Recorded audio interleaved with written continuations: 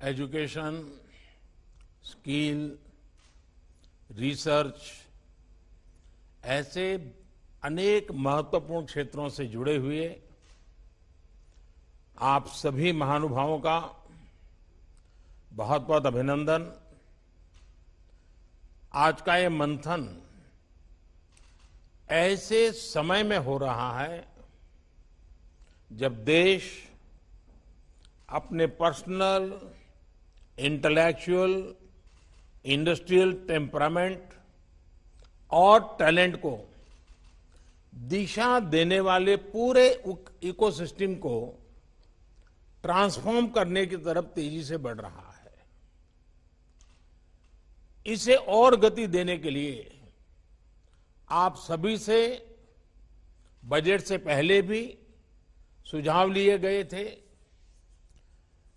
नई राष्ट्रीय शिक्षा नीति के संबंध में भी देश के लाखों लोगों से विचार विमर्श करने का सौभाग्य मिला था और अब इसके इम्प्लीमेंटेशन के लिए हम सभी को साथ मिलकर चलना है। साथियों, आत्मनिर्भर भारत के निर्माण के लिए देश के युवाओं में आत्मविश्वास उतना ही जरूरी है। आत्मविश्वास तभी आता है जब युवा को अपनी एजुकेशन, अपनी नॉलेज, अपनी स्किल पर पूरा भरोसा हो, विश्वास हो। आत्मविश्वास तभी आता है जब उसको एहसास होता है कि उसकी पढ़ाई उसे अपना काम करने का अवसर दे रही है और जरूरी स्किल भी दे रही है। नई राष्ट्रीय शिक्षा नीति इसी सोच के साथ बनाई गई है। प्री नर्सरी से पीएचडी तक राष्ट्रीय शिक्षा नीति के हर प्रावधान को जल्द से जल्द जमीन पर उतारने के लिए अब हमें तेजी से काम करना है। कोरोना की वजह से अगर रफ्तार कुछ धीमी भी पड़ी थी तो अब उसके प्रभाव से निकलकर हमें जरा गति बढ़ानी भी जरूरी है और आगे बढ़ना भी जरूरी है। इस वर्ष का बजट भी इस दिशा में बहुत मददगार सिद्ध होगा। इस वर्ष के बजट में हेल्थ के बाद जो दूसरा सबसे बड़ा फोकस है वो एजुकेशन, स्किल, रिसर्च और इनोवेशन पर ही है। देश के यूनिवर्सिटी, कॉलेज और R&D इंस्टीट्यूशंस को में बेहतर सिनर्जी आज हमारे देश के सबसे बड़ी जरूरत बन गई है। इसी को ध्यान में रखते हुए ग्लू ग्रांट का प्रावधान किया गया है, जिसके तहत अभी 9 शहरों में इसके लिए जरूरी मैकेनिज्म तैयार किए जा सके। साथियों, अप्रेंटिसशिप पर, स्किल डेवलपमेंट और अपग्रेडेशन पर इस बजट में जो बल दिया गया है वो भी अभूतपूर्व है। इस बजट में इनको लेकर जितने भी प्रावधान किए गए हैं, हायर एजुकेशन को लेकर देश की अप्रोच में एक बहुत बड़ा शिफ्ट लाने आने वाला है। बीते वर्षों में एजुकेशन को एम्प्लॉयबिलिटी और एंटरप्रेन्योर कैपेबिलिटीज उससे जोड़ने का जो प्रयास किया गया है, ये बजट उनको और विस्तार देता है। इन्हीं प्रयोगों का परिणाम है कि आज साइंटिफिक पब्लिकेशन के मामले में भारत टॉप 3 देशों में आ चुका है। पीएचडी करने वालों की संख्या और स्टार्टअप का इकोसिस्टम के मामले में भी हम दुनिया में टॉप 3 में पहुंच चुके हैं। ग्लोबल इनोवेशन इंडेक्स में भारत दुनिया की टॉप 50 इनोवेटिव कंट्रीज में शामिल हो चुका है और निरंतर सुधार कर रहा है। उच्च शिक्षा, रिसर्च और इनोवेशन को निरंतर प्रोत्साहन से हमारा स्टूडेंट्स और यंग साइंटिस्ट के लिए नए अवसर बहुत ज्यादा बढ़ रहे हैं। और अच्छी बात ये भी है कि R&D में बेटियों की भागीदारी में एक अच्छी, संतोषकारक वृद्धि देखने को मिल रही है। साथियों, पहली बार देश के स्कूलों में अटल टिंकरिंग लैब से लेकर उच्च संस्थानों में अटल इंक्यूबेशन सेंटर्स, इस पर फोकस किया जा रहा है। देश में स्टार्टअप्स के लिए हैकेथॉन्स की नई परंपरा देश में बन चुकी है, जो देश के युवाओं और इंडस्ट्री दोनों के लिए बहुत बड़ी ताकत बन रही है। सिर्फ national initiative for developing and harnessing innovation, इसके माध्यम से ही 3,500 से ज्यादा स्टार्टअप्स नर्चर किए जा चुके हैं। इसी तरह the national super computing mission के तहत परम शिवाय, परम शक्ति और परम ब्रह्मा नाम से 3 super computer IIT BHU, IIT Kharagpur और आईएसआर पुणे में स्थापित किए जा चुके हैं। इस वर्ष देश के 1 दर्जन से ज्यादा संस्थानों में ऐसे सुपर कंप्यूटर स्थापित करने की योजना है। IIT खड़गपुर, IIT दिल्ली और BHU में 3 सोफिस्टिकेटेड एनालिटिकल और टेक्निकल हेल्प इंस्टीट्यूट साथी भी सेवा दे रहे हैं। इन सारे कार्यों के बारे में बात करना आज इसलिए जरूरी है क्योंकि ये सरकार के विजन, सरकार के अप्रोच को दिखाता है। 21वीं सदी के भारत में 19वीं सदी की सोच को पीछे छोड़कर ही हमें आगे बढ़ना होगा। साथियों, हमारे यहां कहा गया है, व्यय कृते वर्धते एवं नित्यम विद्याधनम सर्वधन प्रधानम, यानी विद्या ऐसा धन है जो अपने पास तक सीमित रखने से नहीं बल्कि बांटने से बढ़ता है। इसलिए विद्या धन, विद्यादान श्रेष्ठ है। नॉलेज को, रिसर्च को सीमित रखना देश के सामर्थ्य के साथ बहुत बड़ा अन्याय है। इसी सोच के साथ स्पेस हो, एटॉमिक एनर्जी हो, DRDO हो, एग्रीकल्चर हो, ऐसे अनेक सेक्टर्स के दरवाजे अपने प्रतिभाशाली युवाओं के लिए खोले जा रहे हैं। हाल में 2 और बड़े कदम उठाए गए हैं जिससे इनोवेशन, रिसर्च और डेवलपमेंट के पूरे इकोसिस्टम को बहुत लाभ होगा।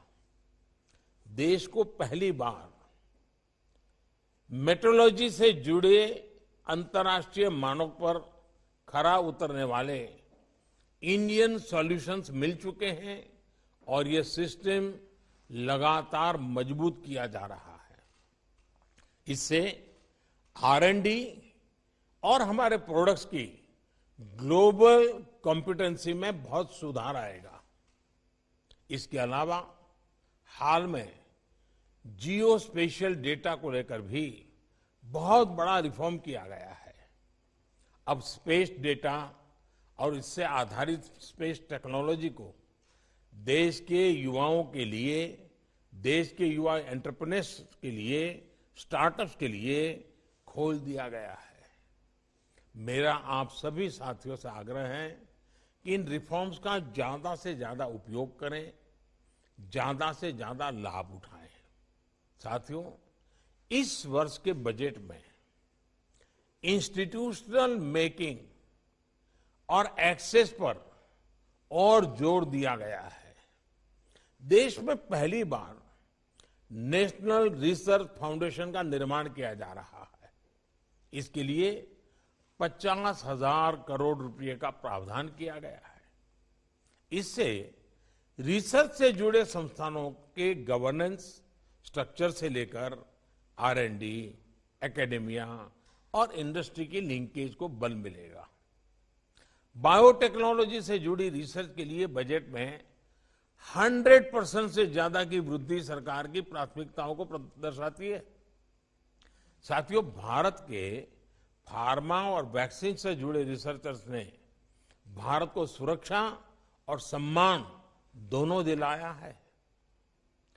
अपने इस सामर्थ्य को और सशक्त करने के लिए सरकार पहले ही 7 national institute of pharmaceutical education research को राष्ट्रीय महत्व के संस्थान घोषित कर चुकी है। इस सेक्टर में R&D को लेकर प्राइवेट सेक्टर की हमारी इंडस्ट्री की भूमिका बहुत प्रशंसनीय है। मुझे विश्वास है कि इस भूमिका का आने वाले समय में ज्यादा से ज्यादा विस्तार होगा। साथियों, अब बायोटेक्नोलॉजी के सामर्थ्य का दायरा देश की खाद्य सुरक्षा, देश के पोषण, देश की कृषि के हित में कैसे व्यापक हो, इसके लिए प्रयास किए जा रहे हैं। किसानों की आय बढ़ाने के लिए, उनका जीवन बेहतर बनाने के लिए बायोटेक्नोलॉजी से जुड़ी रिसर्च में जो साथी लगे हैं, देश को बहुत उनसे उम्मीदें हैं। मेरा इंडस्ट्री के तमाम साथियों से आग्रह है कि इसमें अपनी भागीदारी को बढ़ाएं। देश में 10 biotech university research joint industry translation cluster Urjit भी बनाए जा रहे हैं, ताकि इसमें होने वाले इन्वेंशंस और इनोवेशंस का इंडस्ट्री तेजी से उपयोग कर सके।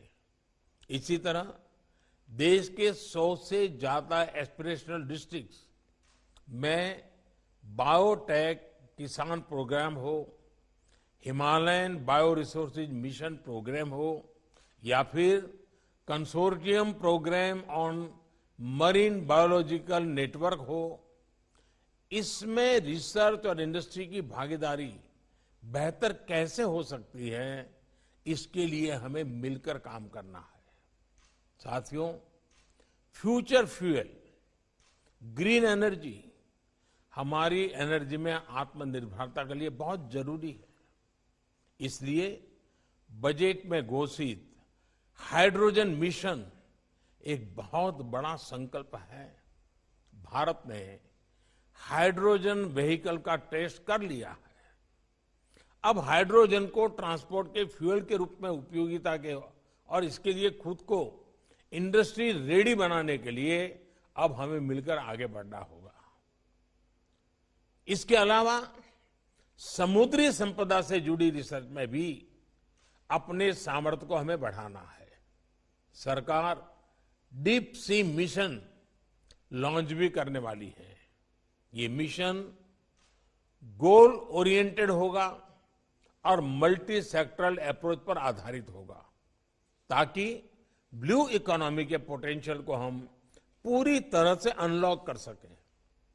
साथियों, शिक्षण संस्थानों, रिसर्च से जुड़े संस्थानों और इंडस्ट्री के कोलैबोरेशन को हमें अधिक मजबूत करना है। हमें नए रिसर्च पेपर पब्लिश करने पर तो फोकस करना ही है। दुनिया भर में जो रिसर्च पेपर पब्लिश होते हैं, उन तक भारत के रिसर्चर्स की, भारत के स्टूडेंट्स की एक्सेस आसान कैसे हो, ये सुनिश्चित करना भी आज समय की मांग है। सरकार अपने स्तर पर इसको लेकर काम कर रही है, लेकिन इंडस्ट्री को भी इसमें अपनी तरफ से कंट्रीब्यूट करना है। हमें याद रखना है कि एक्सेस और इंक्लूजन ये अनिवार्य हो गया है और एफोर्डेबिलिटी एक्सेस की एक बहुत बड़ी पूर्व शर्त होती है। एक और बात जिस पर हमें फोकस करना है वो है ग्लोबल को लोकल के साथ इंटीग्रेट कैसे करें। आज भारत के टैलेंट की पूरी दुनिया में बहुत डिमांड है। इसके लिए जरूरी है कि ग्लोबल डिमांड को देखते हुए स्किल सेट्स की मैपिंग हो और उसके आधार पर देश में युवाओं को तैयार किया जाए। इंटरनेशनल कैंपसेस को भारत में लाने की बात हो या फिर दूसरे देशों की बेस्ट प्रैक्टिसेस को कोलैबोरेशन के साथ एडॉप्ट करना हो, इसके लिए हमें कंधे से कंधा मिलाकर चलना होगा। देश के युवाओं को इंडस्ट्री रेडी बनाने के साथ साथ नई चुनौतियां, बदलती टेक्नोलॉजी के साथ स्किल अपग्रेडेशन करने के प्रभावी मैकेनिज्म के बारे में भी एक संगठित प्रयास की जरूरत है। इस बजट में ईज ऑफ डूइंग अप्रेंटिसशिप, इस प्रोग्राम से भी इंडस्ट्री और देश के युवाओं को बहुत लाभ होने वाला है। मुझे विश्वास है कि इसमें भी इंडस्ट्री की भागीदारी में विस्तार होगा। साथियों, स्किल डेवलपमेंट हो या फिर रिसर्च और इनोवेशन, वो कॉम्प्रिहेंशन यानी समझ के बिना संभव नहीं है। इसलिए नई राष्ट्रीय शिक्षा नीति के माध्यम से देश के एजुकेशन सिस्टम में ये सबसे बड़ा सुधार लाया जा रहा है। इस वेबिनार में बैठे तमाम एक्सपर्ट, तमाम शिक्षाविदों से बेहतर ये कौन जानता है कि विषय की समझ में भाषा का एक बहुत बड़ा योगदान होता है। नई नेशनल एजुकेशन पॉलिसी में स्थानीय भाषा के ज्यादा से ज्यादा उपयोग के लिए प्रोत्साहन दिया गया है। अब ये सभी शिक्षाविदों का, हर भाषा के जानकारों का दायित्व है कि देश और दुनिया का बेस्ट कंटेंट भारतीय भाषाओं में कैसे तैयार हो। टेक्नोलॉजी के इस युग में ये पूरी तरह से संभव है। प्राइमरी से लेकर उच्च शिक्षा तक भारतीय भाषाओं में एक बेहतरीन कंटेंट देश के युवाओं को मिले, ये हमें सुनिश्चित करना है। मेडिकल हो, इंजीनियरिंग हो, टेक्नोलॉजी हो, मैनेजमेंट हो, ऐसी हर एक्सपर्टाइज के लिए भारतीय भाषाओं में कंटेंट का निर्माण करना जरूरी है। मैं आपसे जरूर आग्रह करूंगा कि हमारे देश में टैलेंट की कमी नहीं है। गांव हो, गरीब हो, जिसको अपनी भाषा के सिवाय और कुछ नहीं आता है, उसकी टैलेंट कम नहीं होती है। भाषा के कारण हमारे गांव के, हमारे गरीब की टैलेंट को हमने मरने नहीं देना चाहिए। देश में, देश की विकास यात्रा से उसको वंचित नहीं रखना चाहिए। भारत की टैलेंट गांव में भी हैं, भारत की टैलेंट गरीब के घर में भी हैं, भारत की टैलेंट किसी एक कोई बड़ी भाषा से वंचित रह गए हमारे देश के बच्चों में भी हैं। और इसलिए उस टैलेंट का उपयोग इतने बड़े देश के लिए जोड़ना बहुत जरूरी है। इसलिए भाषा के बैरियर से बाहर निकल करके हमें उसकी भाषा में उसकी टैलेंट को फलने फूलने के लिए अवसर देना, ये मिशन मोड में करने की जरूरत है। साथियों, बजट में घोषित नेशनल लैंग्वेज ट्रांसलेशन मिशन, इसके लिए ये बहुत प्रोत्साहन मिलेगा। साथियों, ये जितने भी प्रावधान है, जितने भी रिफॉर्म्स है, इस सबकी भागीदारी से ही पूरे होने वाले हैं। सरकार हो, शिक्षाविद हो, एक्सपर्ट्स हो, इंडस्ट्रीज हो, कोलैबोरेटिव अप्रोच में हायर एजुकेशन के सेक्टर को आगे कैसे बढ़ाएं, इस पर आज की चर्चा में आपके सुझाव बहुत मूल्यवान रहेंगे, बहुत काम आएंगे। मुझे बताया गया है कि अगले कुछ घंटों में इससे जुड़ी 6 थीम्स पर यहां विस्तार से चर्चा होगी। यहां से निकलने वाले सुझावों और समाधानों से देश को बहुत उम्मीद है और मैं आपसे ये आग्रह करूंगा कि अब नीति में ये बदलाव होना चाहिए या बजट में ये बदलाव होना चाहिए, वो समय पूरा हो चुका है। अब तो नेक्स्ट 365 डेज 1 तारीख से ही नया बजट, नई स्कीम तेज गति से कैसे लागू हो जाए, ज्यादा से ज्यादा हिंदुस्तान के भूभाग पर वो कैसे पहुंचे, आखिरी व्यक्ति जहां पहुंचाना है वहां कैसे पहुंचे, रोड मैप कैसा हो, डिसीजन मेकिंग कैसा हो, जो छोटे मोटे हर्डल्स होते हैं इम्प्लीमेंटेशन में उससे मुक्ति कैसे हो, इन सारे बातों पर जितना ज्यादा फोकस होगा आपका, उतना ज्यादा लाभ 1 अप्रैल से ही नया बजट लागू करने में होगा। हमारे पास जितना समय है मैक्सिमम उपयोग करने का इरादा है। मुझे विश्वास है कि आपके पास अनुभव है, भिन्न भिन्न क्षेत्रों का अनुभव है, आपके विचार, आपके अनुभव और कुछ न कुछ जिम्मेवारी लेने की तैयारी हमें इच्छित परिणाम जरूर देंगे। मैं आप सबको इस वेबिनार के लिए, उत्तम विचारों के लिए, बहुत ही परफेक्ट रोड मैप के लिए अनेक अनेक शुभकामनाएं देता हूं। बहुत बहुत आभार।